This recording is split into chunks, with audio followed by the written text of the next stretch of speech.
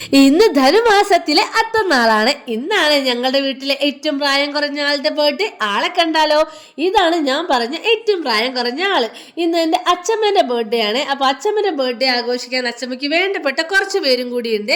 ആ ഒരു ടൈമിൽ എൻ്റെ ചെക്കന് ഇത് അവിടെ ഭയങ്കര കളിയാണ്. കാരണം അവനൊരു ചേച്ചിയമ്മയെ കിട്ടിയിട്ടുണ്ടല്ലോ.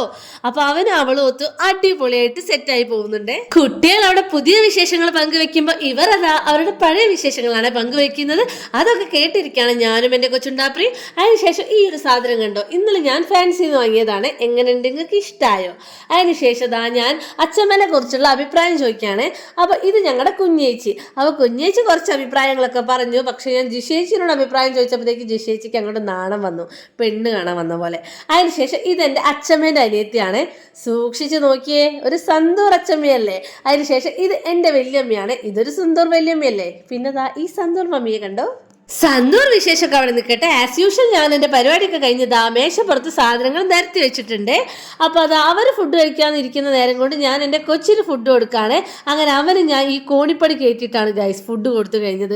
അതിനുശേഷം ഇതെൻ്റെ അച്ഛമ്മേൻ്റെ ഇളയ അനിയത്തിയാണ്. ഞാൻ ഫോട്ടോ എടുക്കാമെന്ന് അറിഞ്ഞിട്ട് നിൽക്കുന്ന പോസാണ് നിങ്ങൾ കാണുന്നത്.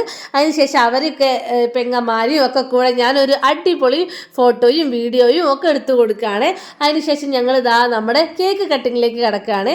അപ്പോൾ ഹാപ്പി ബർത്ത്ഡേ അച്ഛമ്മ എന്ന് പറഞ്ഞാൽ നല്ലൊരു കേക്ക് വാങ്ങിയിട്ടുണ്ടായിരുന്നു. അപ്പോൾ അതെല്ലാവരും കൂടി ഹാപ്പി ബർത്ത്ഡേ ഗാനൊക്കെ പാടി കട്ട് ചെയ്യാണ്. അച്ഛമ്മൻ്റെ ലാസ്റ്റത്തെ കോലം കണ്ടോ. അതിനുശേഷം ഞങ്ങൾ ആസ് യൂഷ്വൽ കേക്ക് കഴിക്കുന്നുണ്ട് ഞാനും വല്യമ്മയും.